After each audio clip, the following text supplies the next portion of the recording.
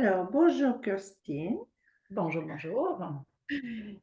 Merci d'être là aujourd'hui. Je vois que les gens commencent à rentrer. On avait beaucoup d'inscriptions, donc on va, on va les laisser s'installer. Ce que je propose, c'est peut-être dire un peu aux gens qui sont présents d'où vous venez, votre parcours. Et comme c'est un long parcours intéressant, ben, ceux qui auront manqué le début pourront quand même aller vous voir sur votre site LinkedIn et voir un petit peu tout ce que vous avez accompli. Kirstine, j'ai pris des notes, hein. Vous êtes professeure en gestion de l'innovation et en entrepreneuriat de l'École des sciences de la gestion de l'UQAM. Vous êtes titulaire d'un doctorat en administration des affaires, toujours à l'UQAM, et d'un MBA et d'un double diplôme franco-allemand en commerce international. Vous êtes aussi directrice fondatrice du Centre d'études en entrepreneuriat international et interculturel, le CEEII à l'ESJ-UQAM. Et vos travaux ont une portée internationale. À mentionner également, vous avez été présidente du conseil d'administration de Mentorat Québec, vous étiez impliqué en tout cas de 2014 à 2018, donc le mentorat, vous connaissez bien, même si votre expertise porte sur essentiellement la transmission des connaissances entre générations dans des contextes organisationnels innovants. Sujet qui est particulièrement pertinent, hein, en contexte de changement technologique rapide et du vieillissement de la population. Donc, dans ce cadre, vous proposez des pratiques innovantes en mentorat et en partage de connaissances au sein des communautés de pratique. Vous êtes également directrice d'un nouveau programme en accompagnement entrepreneurial à l'UQAM et vous réalisez des travaux sur l'accompagnement entrepreneurial, surtout en contexte interculturel. Donc, en tant que chercheuse et consultante, vous intervenez dans de multiples secteurs tels que les secteurs publics, l'aéronautique, la pharmaceutique et dans plusieurs pays, Canada, Allemagne, France et Japon, entre autres. Donc, Kirstine, bonjour. Merci d'avoir trouvé ce temps-là. Je sais que ça demande de la préparation. Vous êtes vraiment adapté au sujet du mois du mentorat, qui était le mentorat intergénérationnel en contexte d'innovation. Donc, sans plus attendre, je vous laisserai la parole et je vous laisserai présenter un peu le déroulé de la prochaine heure. Donc, ça tombe bien parce que plusieurs personnes se sont connectées pendant, pendant que je disais la bio. Donc, au moins, vous allez vous adresser à un maximum de personnes. Excellent. Alors, bonjour et merci beaucoup pour cette belle introduction. Merci aussi aux participants d'être avec nous. Alors, ça me ferait plaisir de justement vous parler de mes recherches et de mon expertise en matière du sujet. Donc, je vous propose que je vous partage un petit support visuel. J'aime bien pouvoir utiliser des images pour nous aider à suivre. Donc, je vais tout de suite mettre en partage mon petit support, juste un petit moment.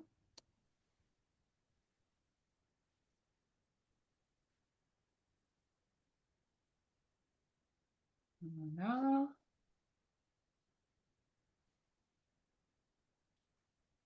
Alors, pour les personnes qui sont branchées, la présentation va être présentée en 4 parties, en 4 grands blocs. Et à chaque bloc, vous pourrez poser vos questions dans le chat et on essaiera d'y répondre au fur et à mesure. Ou au pire, après, vous pourrez contacter Kirstine si on n'a pas eu le temps de couvrir toutes les questions. Bon, ben voilà les 4 blocs dont on parlait. Et donc, on voit bien le support à l'écran. On est parti. Alors, donc, on va commencer à situer le mentorat parmi les pratiques de transmission des connaissances parce qu'effectivement, là est logée mon expertise et le mentorat fait partie des pratiques de transmission des connaissances et aussi donc entre différentes générations. Alors, allons-y. Donc, dans un premier temps, il est peut-être intéressant d'avoir une définition de ce que ça veut dire, la transmission des connaissances entre générations. Et en fait, selon la recherche qui s'intéresse aux organisations, il s'agirait d'un processus de partage dynamique et interactif de connaissances tacites et explicites qui est mutuel et qui implique deux ou plusieurs individus de différentes générations. Donc, on va revenir sur quelques de ces termes-là qui sont peut-être nouveaux pour certains ici. Alors, l'idée, c'est vraiment d'arriver à un partage de connaissances dans les organisations qui arrivent à mener à la création de savoir, aussi à la diffusion des connaissances et à la capitalisation sur ces connaissances-là. Ça veut dire qu'on agrandit collectivement le bassin de connaissances disponibles dans l'organisation. Et en fait, donc, cela implique deux ou plusieurs individus. Donc, on va revenir aussi au caractère collectif de ce partage des connaissances. Et alors, en fait, pour définir les termes de connaissances explicites versus tacites, je vous partage la fameuse image du iceberg ici que vous avez peut-être déjà vu dans d'autres contextes.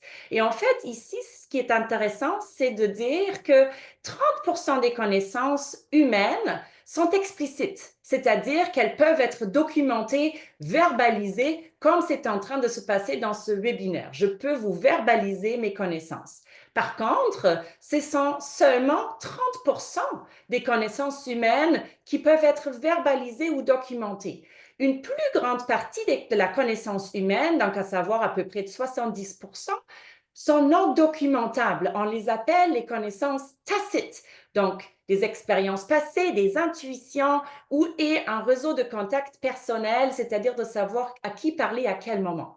Et c'est là l'intérêt aussi de partager des connaissances entre générations parce que surtout les employés plus âgés ont souvent un grand bassin de connaissances tacites.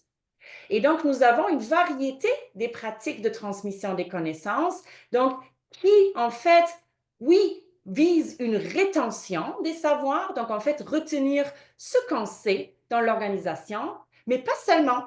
On peut aussi justement mettre activement à contribution les générations qui, en fait, ont souvent des connaissances complémentaires et donc, à ce moment-là, de contribuer à la paix des entreprises.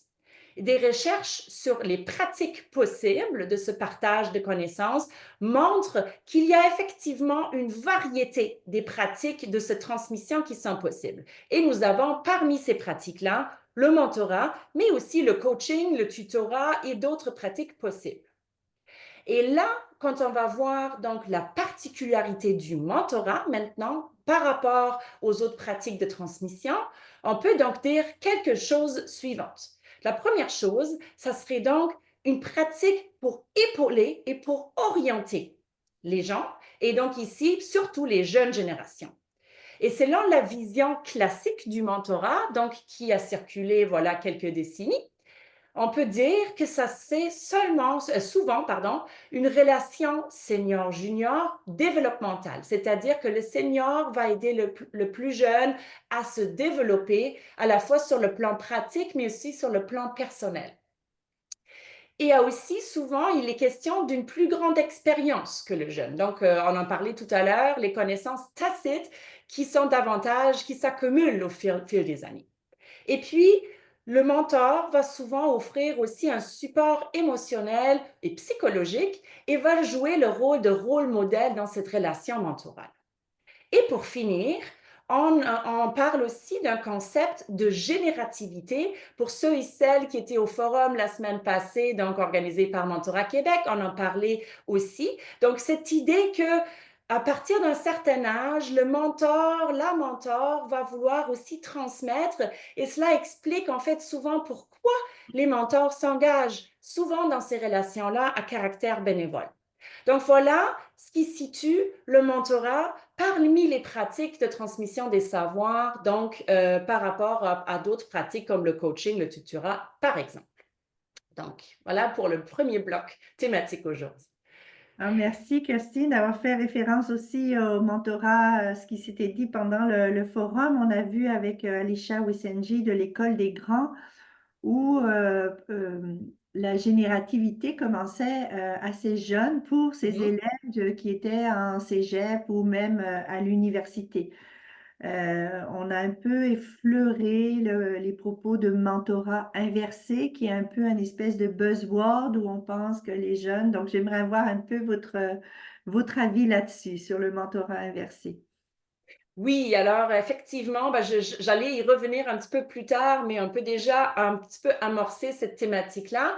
Donc, le mentorat inversé figure souvent comme nouvelle tendance du mentorat parce qu'on s'est rendu compte qu'effectivement, dans les nouveaux environnements technologiques et autres, les jeunes aussi, bien sûr, ont de la connaissance intéressante à partager. Et donc, aussi, la pandémie a joué un rôle important, en fait, à apprécier la connaissance des jeunes et donc de se dire peut-être on peut aussi inverser cette relation mentorale, donc que ce soit le jeune qui transmet la connaissance.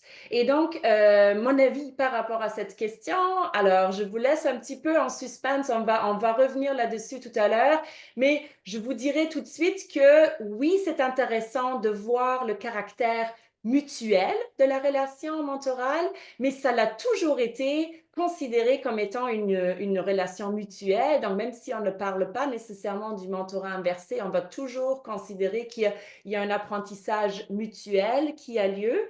Et moi, ce que je dirais, c'est que c'est très intéressant de valoriser les jeunes. Toutefois, il faut être un petit peu prudent avec ce terme de mentorat inversé et s'assurer qu'on respecte vraiment les principes d'une bonne pratique mentorale en organisation. Donc, le mot-clé, c'est vraiment apprentissage mutuel. Tout à fait, tout à fait. Puis on parlait, bon, des jeunes, beaucoup de technologie. Vous avez écrit plusieurs articles avec notamment une consoeur et un confrère, donc Rosanne Ashrop de l'École des sciences de la gestion de l'UQAM, repenser la transmission intergénérationnelle des connaissances à l'ère de l'industrie 4.0. Et vous avez publié avec votre confrère David Constanza de la George Washington University à Washington dans le Journal of Relations intergénérationnelles. Voilà, mes muscles anglophones ne sont pas. Donc, donc, vous y parlez notamment de la mutation du travail et des impacts de la technologie dans les milieux de travail, ce qui nous amène dans notre deuxième portion du webinaire. Oui, donc merci Valérie pour la transition. Alors en fait, oui, effectivement, je m'intéresse à ce qui change dans les organisations, c'est-à-dire les choses ne sont plus pareilles que dans les années 80, 90 où on a commencé tranquillement à parler de génération dans les organisations. Aujourd'hui, on a des environnements de travail qui changent. Et donc, je vais vous parler un petit peu de quelles sont les grandes tendances qui en fait façonnent cette transmission de connaissances et les rapports entre générations.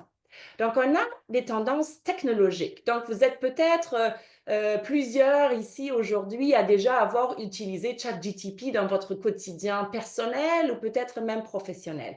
Donc, on a de plus en plus l'intelligence artificielle générative, donc ChatGPT est un exemple, qui s'intègre dans nos pratiques quotidiennes. On fait donc de plus en plus appel à des technologies pour nous aider dans votre quotidien.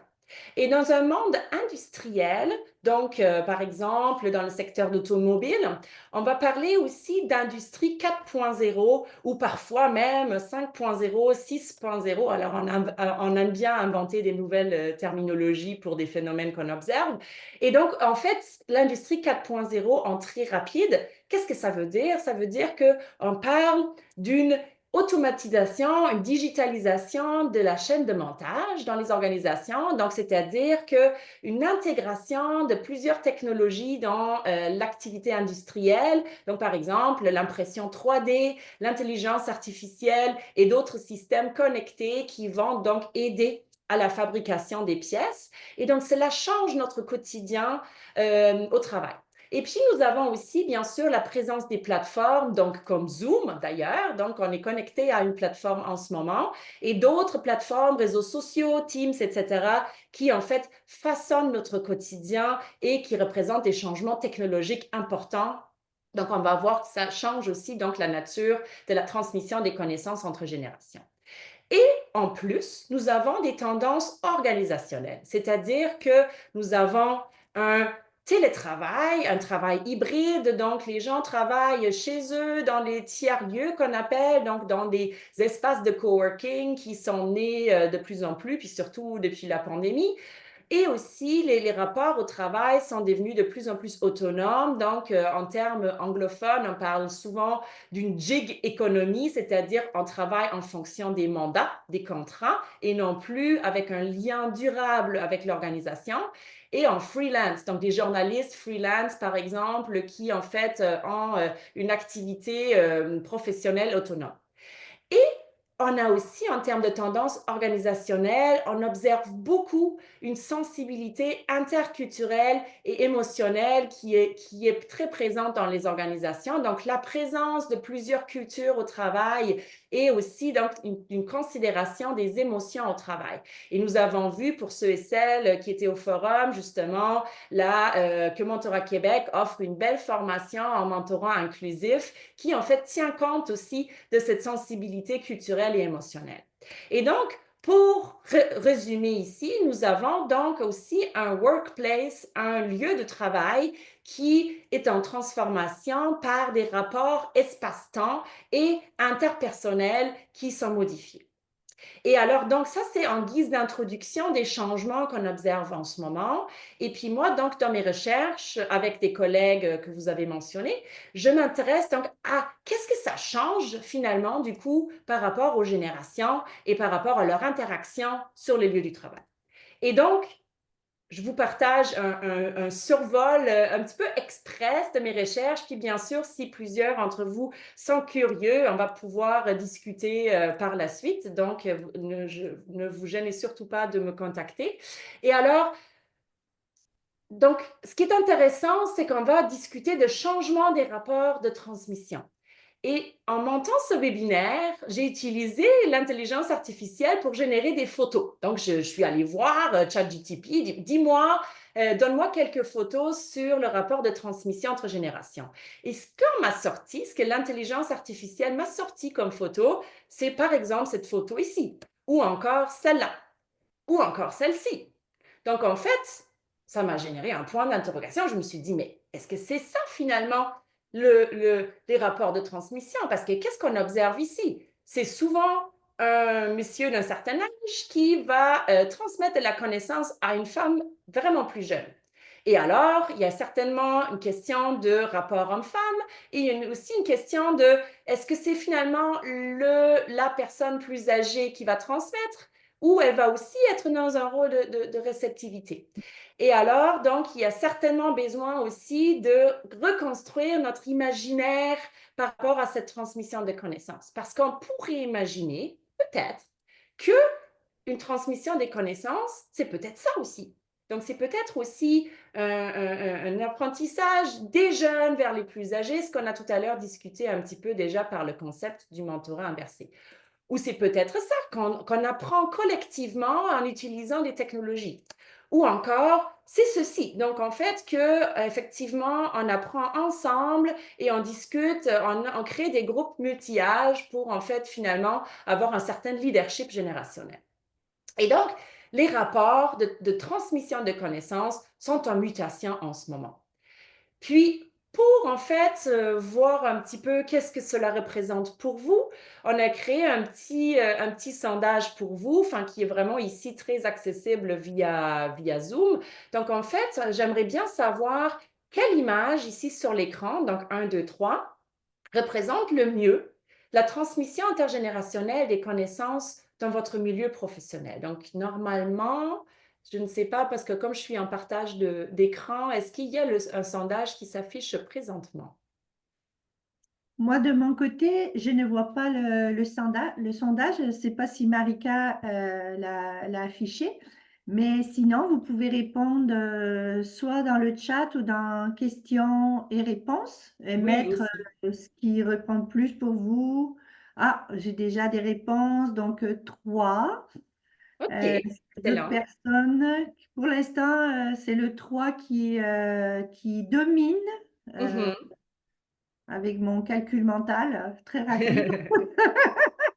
Excellent. Donc c'est intéressant. Donc, en fait, j'étais curieuse parce qu'on peut fort bien avoir des différences aussi. Ah oui, effectivement, là, le sondage s'affiche à l'écran, je le vois aussi. Donc, vous pouvez aussi encore répondre ici dans le sondage qui s'affiche.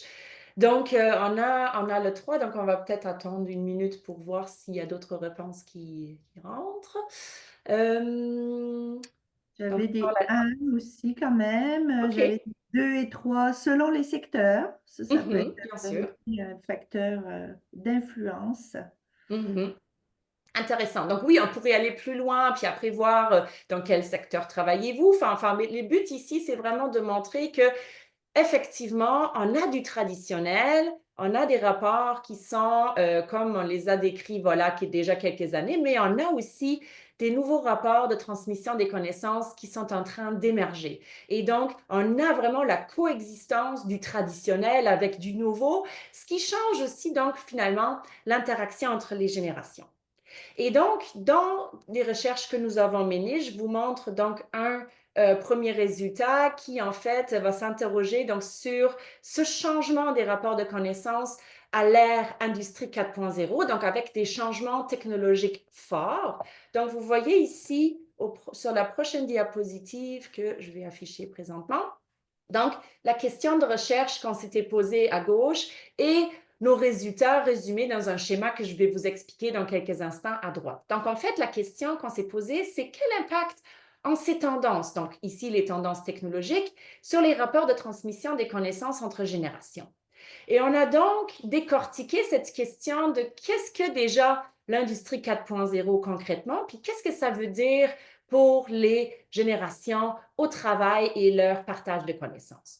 Donc, le premier constat auquel on est arrivé, c'est en fait que l'environnement du travail, donc ici vous le voyez dans le cercle, nécessite des adaptations constantes et rapides. Donc, en fait, on ne peut pas stagner puis prendre pour acquis qu'on maîtrise notre milieu du travail, mais qu'on doit se mettre à jour de manière continuelle. Le deuxième constat auquel on est arrivé, c'est qu'on est dans des environnements de travail de plus en plus autonomes et très, très à haute vitesse. Donc, en fait, que oui, il est attendu de nous qu'on apprenne de manière autonome et qu'on apprenne rapidement parce que les choses changent rapidement aussi.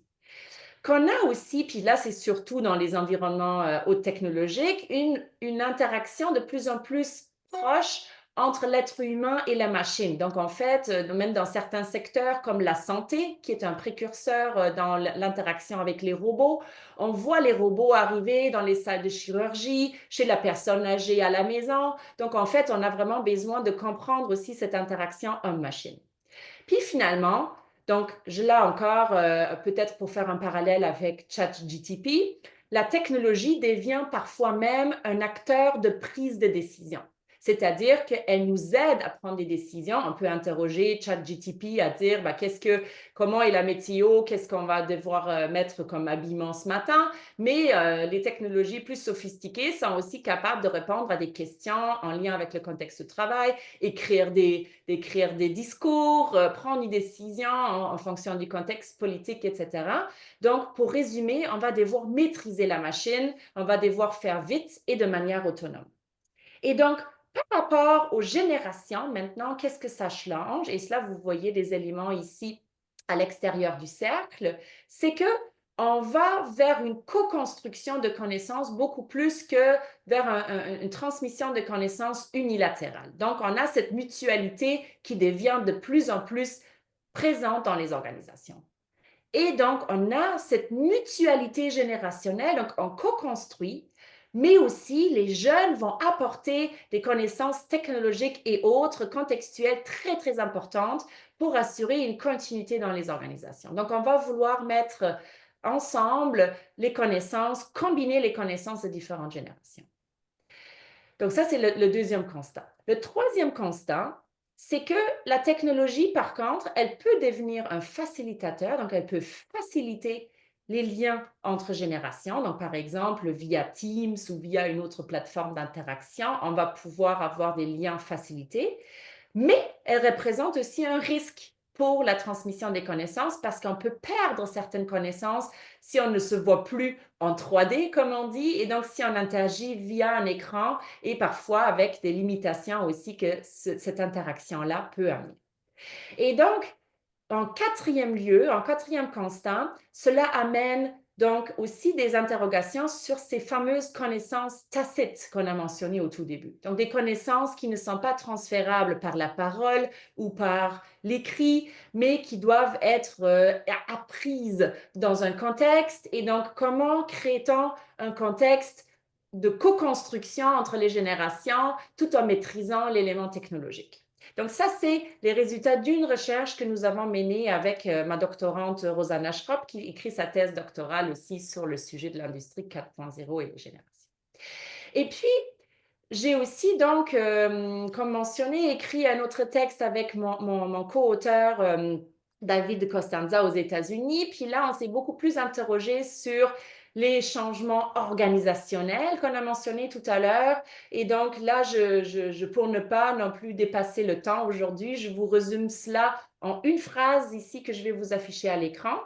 Donc en fait, on a constaté qu'avec tous les changements organisationnels, donc le travail hybride, l'inclusivité des cultures, le changement des formes organisationnelles, par exemple, de travailler en mode start-up plutôt que de travailler en grande organisation, qu'on a de plus en plus une perspective co-constructive, mutuelle et relationnelle entre les générations qui prend de l'avant dans les organisations. Et donc, c'est un virement, en fait, des rapports de connaissances qu'on observe présentement et dans lesquels le mentorat a toute sa place, en fait. Donc, le mentorat comme perspective, comme on l'a vu tout à l'heure, relationnel pour épauler et orienter, va trouver toute sa place. Puis, on va voir tout à l'heure un petit peu plus comment.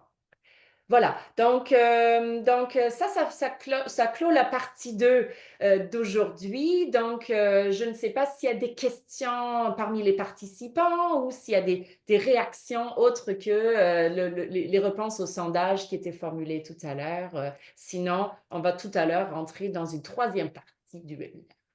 On va juste s'assurer que vous allez partager les liens aux articles donc on peut le trouver dans le chat. Puis, n'est-ce pas? Tout à fait. Les Alors, articles. on va pouvoir vous rendre accessibles les liens. Donc, je pourrais vous les déposer tout à l'heure dans le chat. Puis, juste à mentionner, si vous n'avez pas accès à l'article, parce que parfois les plateformes demandent la création d'un compte, donc, n'hésitez pas à me contacter. Donc, je vais aussi vous partager mon adresse courriel et ça me fera plaisir de vous partager le texte directement. Donc, tout à fait, on va pouvoir partager ces deux études-là. Et on parle beaucoup de génération, n'est-ce pas? Puis en préparant, vous me disiez que les milieux de la recherche remettent fortement en question ce concept-là de génération. Et on a eu l'occasion de l'aborder pendant le forum en se demandant si c'était encore pertinent. Donc, vous allez nous entretenir là-dessus, nous dire où vous en êtes dans les recherches et surtout nous exposer votre point de vue. Oui, merci beaucoup. Oui, tout à fait. Alors, effectivement, on a amorcé la discussion la semaine passée au forum. Donc, il y a notamment un conférencier qui était très d'accord avec une catégorisation générationnelle, donc en utilisant certaines catégories comme les baby boomers, X, Y, etc. Et un autre conférencier, donc là, je fais référence à mon collègue Jacques Fauré à l'UQAM également, qui nous a parlé de motivation au travail et qui nous disait finalement que ces motivations-là étaient les mêmes, même si on a parfois différentes perspectives générationnelles. Alors, donc là, je vous ajoute une troisième perspective qui est la mienne et qui, donc, en fait, moi, je me fais comme projet académique, mais aussi peut-être même plus un projet de vie, d'amener une perspective critique sur le concept de génération, parce que je considère que ce portrait dominant qu'on retrouve, il peut être erroné, puis peut être même dangereux si on parle en termes de gap générationnel, donc écart de groupe générationnel. Donc parlons-en un petit peu plus, puis peut-être ça va susciter d'autres questions dans le public. Alors, donc oui, effectivement, je ne vous annonce pas de nouvelles quand je vous fais un portrait des générations au travail. Donc, on sait qu'on peut avoir 4 jusqu'à 5 générations au travail. Donc, et puis, il y a beaucoup d'encre coulée sur cette thématique-là pour trouver différentes étiquettes générationnelles, donc des labels pour catégoriser ces gens-là. Et donc, on retrouve toutes sortes d'articles. Et donc, et là aussi, ensemble avec ma doctorante Rosanna Schropp, on a cherché quelques images, quelques articles textuels qui nous parlent de différents groupes générationnels. Alors, par exemple, on peut trouver ceci. What millennials want? Qu'est-ce que veulent les milléniaux? Donc, voilà un groupe générationnel dont on entend souvent parler dans les médias.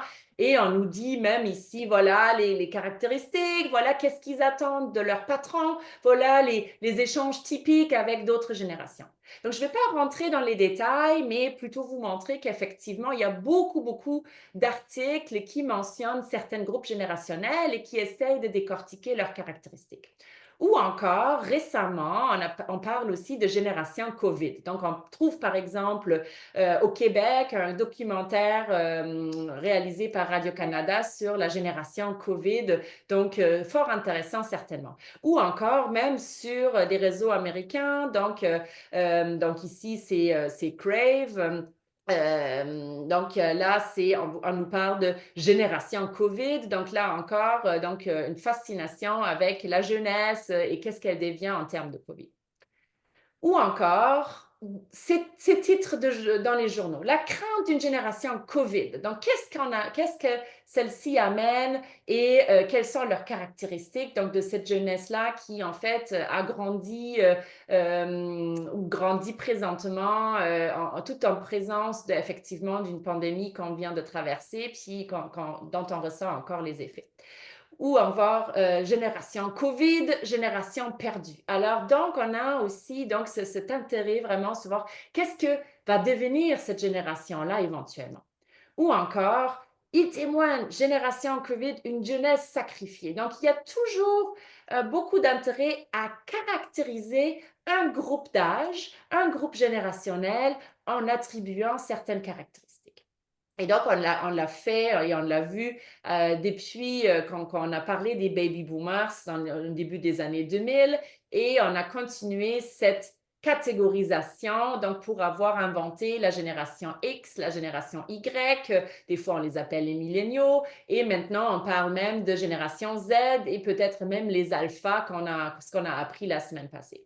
Alors, qu'est-ce qu'il faut donc tenir de ces catégorisations-là? Est-ce qu'il faut finalement les utiliser? Qu'est-ce qu'elles nous apportent et qu'est-ce que, en fait, elles nous enlèvent peut-être ici? Et donc, comme on a vu plutôt une perspective classique des générations la semaine passée, moi, je vous propose ici une perspective critique de ces générations. Et je vous montre donc dans la prochaine diapo des risques qui sont liés à ce type de catégorisation générationnelle. Alors, par exemple, donc ici, je fais référence à ce qu'on appelle la typologie dominante. Donc, en fait, de dire, voilà, les baby boomers, voilà les X, voilà les Y, comment les traiter, qui sont-ils, etc. Et en fait, donc, un premier risque, ça serait un stéréotype lié à l'âge. Donc, en fait, parce que là, souvent, on va prendre une génération qui a un certain âge à un certain moment donné et on va essayer de généraliser par rapport à l'âge de cette génération-là. Alors, les jeunes, donc, souvent sont perçus comme étant enthousiastes et hautement dynamiques. Donc, peu importe le label générationnel qu'on va utiliser, c'est souvent ce qui ressort. Par contre, les employés plus âgés, parfois, on a même un stéréotypage négatif, donc réticents au changement, réticents à adopter des nouvelles technologies, plus lentes par rapport à l'apprentissage technologique. Alors, donc, il est très dangereux de développer un certain agisme en faisant ces catégorisations-là. Donc ça, c'est vraiment un risque très fort et surtout quand on parle de changement technologique en ce moment important, si on mélange les jeunes versus les plus âgés sur différents horizons, ben, on pourrait créer des conflits générationnels importants et aussi peut-être parfois idéaliser les jeunes en disant ben, c'est les jeunes qui apportent finalement ce qui est le plus pertinent et donc du coup faire en sorte que les générations plus anciennes vont se sentir tassées, vont se sentir aussi pas comprises et peut-être aussi avoir besoin de se sentir reconfortés dans leur capacité d'apprentissage. Alors, si on avait eu un petit peu plus de temps aujourd'hui, on aurait pu s'amuser à créer un autre sondage, par exemple en disant à quelle génération appartenez-vous? Est-ce que vous vous sentez typique par rapport à votre génération? Puis, donc, on pourrait avoir toute une réflexion sur ces labels et catégorisations générationnelles et leur pertinence et leur capacité à aussi représenter l'individualité des individus dans une génération. Donc, je vous invite plutôt que de réfléchir à cette question-là individuellement et donc de vous, en fait, vous questionner aussi sur votre appartenance à votre génération, entre guillemets. Et un deuxième risque que je vois et qui est venu évidente par rapport à mes perspectives internationales et interculturelles, c'est le risque de généralisation culturelle. Parce qu'en fait, il faut se rappeler d'où viennent ces catégorisations. Ils viennent du monde anglophone. Donc, en fait, les baby boomers, les XY, sont venus d'où? En fait, on a commencé la catégorisation générationnelle par les X. Donc, en fait, par dire, il y a donc un auteur qui s'appelle David Copeland dans les années 90 qui a écrit un livre très, très connu qui s'appelle Generation X, donc en anglais, et qui s'est penché sur la question, mais en fait, qu'est-ce que cette génération qui est présentement au travail, qui représente le groupe dynamique au travail, on ne les comprend pas, ils ont l'air paresseux, ils ont l'air différents de ce qu'on a vu en contexte de post-guerre où on a travaillé dur, etc. Et donc, on les appelait les X. Donc, tout d'un coup, on a commencé avec une catégorisation générationnelle qui était contextualisée parce que David Copeland était en Angleterre et s'est basé aussi sur les articles de journaux en Angleterre. Et ces travaux-là ont été repris ensuite par les Américains pour ajouter des catégories comme les baby boomers, les Y, puis ici, on continue l'alphabet, mais ça perd tout son sens de continuer l'alphabet parce qu'on a finalement pas nécessairement retenu la signifiance du X qui était de se questionner sur les caractéristiques générationnelles. Donc, cette alphabétisation des étiquettes générationnelles n'a aucun sens, c'est leur mot. Et les catégorisations qu'on a créées, qui sont dominantes dans la littérature, ne correspondent pas à toutes les cultures sur la planète. Pour les Japonais, ces catégorisations ne veulent rien dire, ne correspondent pas aux phases historiques, sociales, culturelles de la société. Et puis donc, les caractéristiques ne sont pas les mêmes. En Chine, ça serait scandaleux d'appeler les générations plus jeunes paresseux. Donc, effectivement, culturellement, il y a des biais très, très forts à utiliser ces catégorisations-là. Et alors, on peut se questionner au Québec, où on a quand même aussi une culture très particulière en Amérique du Nord, donc qui est une fusion de cultures francophones, américaines et latines, et puis parfois même avec des touches scandinaves. Ben, est-ce que du coup, c'est pertinent de parler de baby boomers XY et de faire une catégorisation simplifiée de ces groupes générationnels-là? Ou est-ce qu'on n'est pas en train de créer plutôt des problèmes en faisant cela? Alors, pour moi, c'est clairement le cas. Donc, il faudrait être très, très prudent à utiliser ces labels générationnels. Voilà. Alors, donc, ça, c'est pour une excursion très rapide dans les risques de présenter les générations sur différents horizons et surtout d'utiliser les labels générationnels dominants qu'on connaît dans la littérature. Moi, Voilà. ce que je comprends avec Christine, c'est que dans le fond, ces catégorisations renforcent nos biais. Et en mentorat, on dit souvent, on s'intéresse à l'individu avec une écoute et surtout sans jugement. Et c'est sûr que si on vient avec tous nos biais-là, toutes nos catégorisations-là, ça va être plus difficile à rentrer en relation. Donc, Tout à fait. est-ce que Exactement. le catégoriser euh, renforce le lien entre les générations ou au contraire, le, le, le déforme? J'ai envie de vous poser la question un peu comme ça. Oui, c'est une très bonne question. Puis moi, je vous dirais, la réponse courte, c'est que catégoriser pourrait mener aux deux. Donc, dépendamment comment on catégorise, puis qu'est-ce qu'on fait pour catégoriser. Alors, je m'explique. C'est que l'être humain, il a besoin de catégoriser. En fait, on a besoin de comprendre, donc on a besoin de ranger nos connaissances dans des boîtes et des cases pour distinguer le noir du blanc, le bleu du vert, etc. Donc, cela peut aider à vouloir comprendre. Maintenant, catégoriser en utilisant des labels, on vient de voir que ça, c'est dangereux. Donc, ça, c'est à éviter. Maintenant, on peut quand même créer des catégories qui sont plus ouvertes. Donc, on pourrait parler de jeunes aujourd'hui, par exemple, tout en gardant une curiosité à remplir cette catégorie-là. C'est-à-dire, oui, se créer peut-être des boîtes mentales pour comprendre, mais avec des frontières peureuses. Et en fait, tout en prenant en considération les individualités et aussi, surtout, les différences culturelles, parce qu'effectivement, on a tellement une main-d'œuvre diversifiée aujourd'hui que moi, je recommande de s'interroger, comme vous le proposez aussi, aux liens interindividuels, donc de, oui, utiliser certaines catégories pour comme base d'échange et comme base de compréhension, ben, en fait, comment l'autre se situe par rapport à cette catégorisation-là et éventuellement aussi apprendre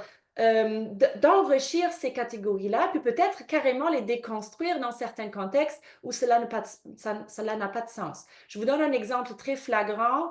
Les ingénieurs seniors dans le secteur aéronautique sont souvent ceux et celles qui maîtrisent le plus les technologies en lien avec l'intelligence artificielle parce qu'il y a une combinaison des connaissances vraiment intéressantes sur lesquelles ils se basent. Alors, ça serait flagrant de les mettre dans une case de technology has been et de continuer ou bâtir une relation peut-être mentorale là-dessus en disant, en fait, ce sont ceux-là qui doivent apprendre la technologie des jeunes. Ils seront vexés à embarquer dans une relation générationnelle basée sur ces principes-là. Donc, pour résumer, catégoriser, oui, c'est utile, oui, c'est intéressant pour comprendre, mais toujours avec un œil de curiosité, de questionnement et surtout d'ouverture à apprendre et à défaire ces catégories éventuelles. Mais merci pour cette réponse très éclairante parce que ça crée une conversation plutôt qu'un clivage, génération pas génération, et ça crée vraiment une belle discussion sur le sujet. Donc, dans tout ce contexte de changement rapide, technologique, de tout ce qu'on a vu jusqu'à maintenant, est-ce qu'on s'en va vers de nouvelles pratiques de mentorat? Alors oui, on a bien sûr des tendances et des pratiques qui sont innovatrices, qui sont nouvelles, qui s'adaptent aussi donc à ces changements qu'on vient de voir. Bien sûr qu'on a aussi des pratiques traditionnelles qui restent et puis qui doivent rester aussi. Donc on a une combinaison, une panoplie de pratiques mentorales qui devient notre coffre à outils, si on veut. Donc, pour découvrir un petit peu ce qu'on peut voir dans les organisations et ce qu'on peut voir dans la littérature, je vous expose quelques exemples. Alors, donc, effectivement, on peut dire que tandis la majorité des relations mentorales impliquent une personne plus âgée, donc agissant comme mentor, une personne plus jeune agissant comme mentorée, on a ces transformations-là qu'on observe. Par exemple, le mentorat par les pairs. Donc, on en a parlé aussi au forum la semaine passée. Donc, en fait, un même groupe d'âge qui peut se mentorer mutuellement. Donc, ça peut être très, très intéressant. Donc, les générations peuvent parfois être rapprochées, donc avoir seulement quelques années de différence qu'on a vu dans le contexte scolaire, par exemple, avec la conférence d'Alisha la semaine passée, que je trouvais d'ailleurs très, très passionnante, cela dit. Et puis on a aussi donc, ce terme de mentorat inversé dont on a déjà discuté au début de ce webinaire, qui prend de l'envol et donc qui est devenu en quelque sorte aussi un buzzword, il faut se le dire, donc une mode de parler de mentorat inverse. Maintenant, si on regarde dans les écrits académiques sur ces tendances-là, ce qui peut être intéressant, c'est de se dire, mais regardez ici les années de publication sur le mentorat inverse. On est loin là de 2025. On a déjà parlé de ces tendances-là au début des années 2000 ou même au milieu des années 90. Alors, on a déjà anticipé cet apport des jeunes dans les organisations. Maintenant, ce qu'on observe, c'est qu'effectivement, la pandémie, les changements technologiques ont accéléré cette tendance-là et nous amène aussi de parler de mentorat intergénérationnel, c'est-à-dire en fait où la relation mentorale est l'idée par plusieurs générations. Donc, tout le monde lead, tout le monde apprend. Donc là, ici, on met en évidence la mutualité des rapports de transmission de connaissances. Donc, moi, je suggère plutôt de parler de mentorat intergénérationnel, donc de souligner cette mutualité plutôt que de parler de mentorat inverse, parce que là, on est en train de peut-être aussi dériver des bases du mentorat qui est quand même une relation basée sur l'expérience, sur la sagesse, sur la générativité. Et donc, là, le danger, ça serait qu'effectivement, on mette trop d'emphase seulement sur l'apport du jeune. Donc, je préfère qu'on parle de mutualité, bien que, effectivement, c'est à la mode là, de parler de mentorat inversé. Alors, on en a parlé de la pandémie sur le mentorat. Donc, bien sûr, on a aussi vu la transmission des connaissances via la technologie. Donc, en fait, on ne pouvait plus se voir en personne, on ne pouvait plus se toucher, on ne pouvait plus avoir cet espace commun partagé. Donc, il y a bien sûr aussi des pratiques de mentorat qui se sont adaptées à ce contexte-là. Donc, il y a du mentorat maintenant en ligne, il y a des applications mentorales qui existaient avant certainement, mais qui ont vraiment pris leur place dans les organisations. Et donc, on a vu là le prix mentorat étoile que vous avez remis la semaine passée. Donc, Desjardins qui a été très innovateur par rapport à sa pratique mentorale. On a vu la place de la technologie parce qu'ils utilisent une plateforme aussi pour plusieurs aspects de leur programme. Donc, on voit l'interaction avec la technologie aussi dans les programmes de mentorat, ce que je trouve personnellement très, très enrichissant et très intéressant. Et alors, on en a parlé, donc je ne vais pas revenir sur le boost du mentorat inverse dans les organisations, mais je rappelle encore qu'il faut rester prudente à utiliser cette terminologie-là et encore à sa mise en application dans les organisations. Donc, il faut toujours garder en tête ce caractère mutuel de la relation mentorale.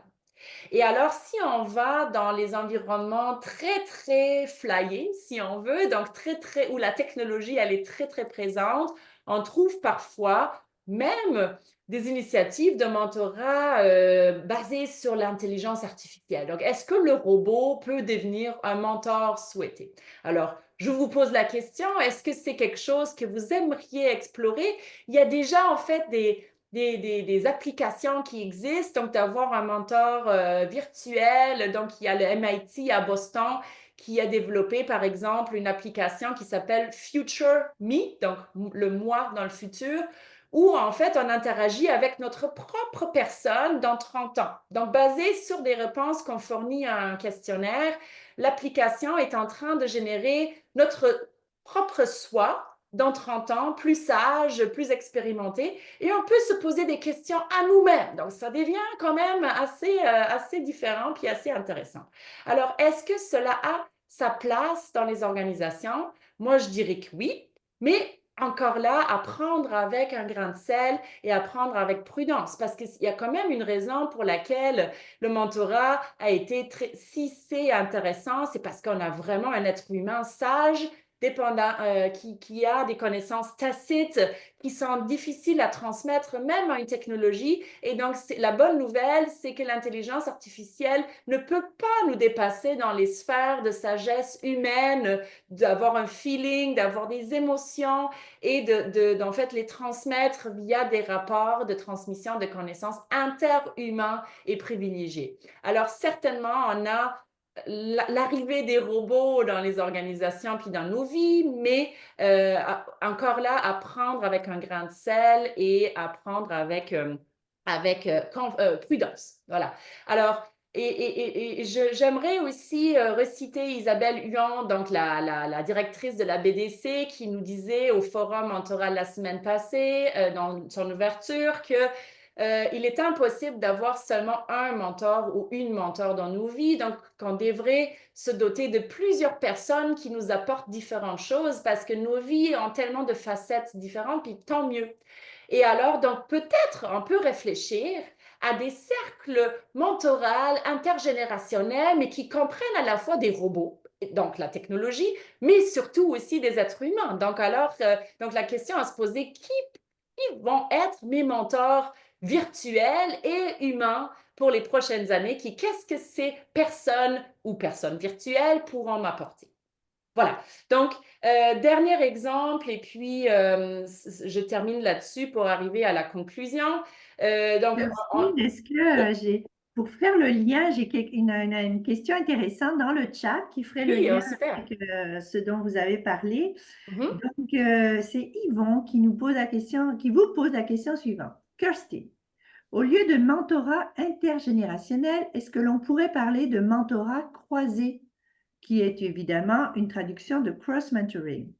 En fait, mhm. en fait, cela ferait disparaître la notion de génération pour tenir compte davantage des besoins de développement individuel, peu importe l'âge. C'est une très belle question. Merci beaucoup, Yvan. Et on voit la sagesse qui transparaît dans la question aussi. Alors, en fait, c'est très intéressant parce qu'effectivement, on a vu la notion de mentorat, cross-mentoring arriver.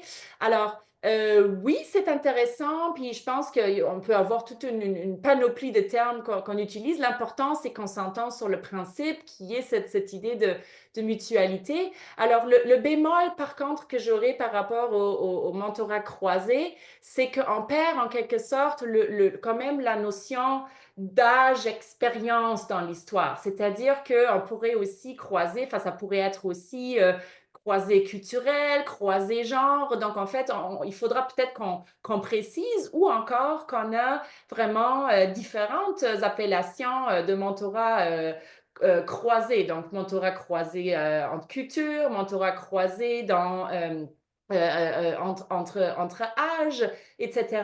Et en fait, je pense que plutôt que l'importance du terme, j'aimerais souligner ici la manière dont on fait vivre et dont on compose ces programmes de mentorat-là, c'est-à-dire quels sont les facteurs dont on tient compte pour garder cette mutualité et cet enrichissement qui est possible entre deux personnes. Donc, voilà. Alors, merci beaucoup pour la question. Puis, effectivement, on n'a pas terminé à faire de la recherche sur les appellations possibles et les nouvelles tendances aussi de pratique mentorale. Donc, on est en plein là-dedans. Puis c'est passionnant de découvrir à tous les jours ce qui se passe et ce qui se vit et ce qui se réfléchit. Donc, voilà. Alors, je reviens à mon exemple ici technologique. Donc, en fait, en faisant de la recherche dans les milieux très déterminés par les techs, la nouvelle tech, on trouve aussi donc le secteur de la santé, comme je le mentionnais tout à l'heure. Et dans les écrits, puis dans certaines cliniques, organisations en santé, on part carrément du mentorat par l'intelligence artificielle. Donc, en fait, que par exemple, les jeunes chirurgiens sont mentorés par un robot, donc une technologie savante pour prendre des décisions dans des circonstances très, très complexes et très, très faciles. Alors, donc, c'est certainement très, très intéressant de se pencher là-dessus. Je trouve que c'est un thème très fascinant. Par contre, là encore, je fais appel à notre prudence collective de ne pas tomber rapidement dans des buzzwords parce qu'on se rappelle que le mentorat, initialement, dans ses bases, est une relation quand même d'orientation, d'épaulement, d'enrichissement mutuel et ne pas une transmission de connaissances techniques ou spécifiques. Donc, il faudrait bien, quand on met en place des programmes de mentorat aussi qui intègrent le côté technologique, quand même garder cela à l'esprit et ne pas transformer un programme de mentorat en coaching ponctuel parce qu'on va perdre une richesse qui éventuellement qu'on va vouloir aller chercher là quand même en concevant un programme de mentorat interhumain. Alors là, ici, donc oui, curiosité technologique très importante, mais avec prudence et surtout en gardant à l'esprit les principes de mentorat qu'on veut quand même garder et cultiver dans les organisations. Voilà, donc je termine là-dessus avec une petite conclusion. Donc, en fait, à retenir, donc, pour résumer ce webinaire aujourd'hui, donc, le mentorat parmi les pratiques de transmission de connaissances est une pratique pour épauler et orienter. Donc, on parle de rôle modèle et aussi de support émotionnel et psychologique. Plusieurs changements technologiques et organisationnels mènent à des adaptations nécessaires des pratiques de partage des connaissances, donc les plateformes et aussi la configuration au travail qui change la donne et qui nous amène à des rapports générationnels mutuels et co-constructifs. Attention aux stéréotypes générationnels. Alors, les catégories, oui, sont intéressantes pour commencer un échange, mais attention à aller trop loin dans des catégorisations qui peuvent être dangereuses. Et finalement, vers des innovations en termes de pratiques et programmes de mentorat. Donc, je pense qu'aujourd'hui, en 2025, il est tout à fait important d'intégrer l'élément technologique, interculturel et mutuel, de le renforcer dans les pratiques, mais toujours, bien sûr, en prenant compte du contexte organisationnel et des besoins aussi des personnes, surtout avec lesquelles on est en train de bâtir le programme. Voilà, alors j'espère que vous avez apprécié ce webinaire en 4 parties. Voilà, et puis là, je suis curieuse de voir s'il y a d'autres questions qui pourront être partagées. Merci beaucoup. Et surtout des compliments. Merci Christine, excellente présentation. Merci, fort pertinent. Et avant que tout le monde parte, parce qu'on arrive à 12h57 et peut-être les personnes ont faim et hâte d'aller se jeter dans leur frigo, vous avez un projet de recherche auquel vous aimeriez inviter les participants aujourd'hui à participer. Vous pouvez nous en parler un petit peu, puis on mettra le lien dans le chat là. Oui, tout à fait. Alors, en fait, ensemble avec mes étudiantes, donc en fait, on a une équipe féminine pour cette étude-là, donc 2 doctorantes et une étudiante à la maîtrise qui travaille avec moi présentement. Et en fait, on va vouloir développer des liens avec des organisations qui sont intéressées à participer à une recherche sur justement la transmission des connaissances entre générations dans des environnements changeants. Donc, ça pourrait dire technologiquement, donc en contexte industrie 4.0 ou autre, ou aussi des changements importants organisationnels. Donc, si vous travaillez dans une organisation qui expérimente présentement des mutations, des changements forts et qui vous indique que peut-être qu'il y a quelque chose d'aller creuser en termes de rapport entre générations, on serait très, très heureuse de savoir plus là-dessus, puis peut-être même de faire force commune et de mener une recherche au sein de votre organisation pour mieux comprendre ces phénomènes-là. Donc, on a déjà plusieurs partenaires dans le secteur aéronautique, journalistique et autres, et on serait très, très ravis d'ajouter d'autres milieux d'activité et puis d'apprendre ensemble et puis donc de produire des recherches qu'on pourrait peut-être un jour vous présenter dans un autre webinaire. Très bien.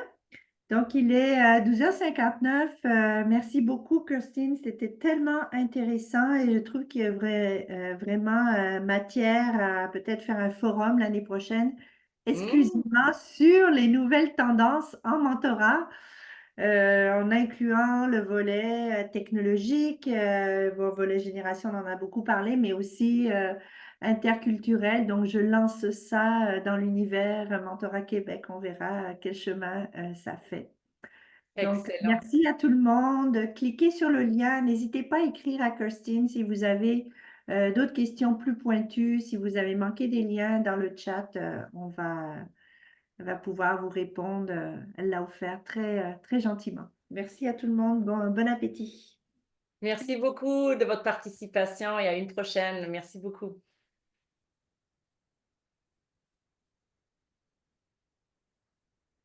Alors, dans les commentaires, un grand merci, fort intéressant. C'est nourrissant de voir quelqu'un de passionné comme cela par ce sujet.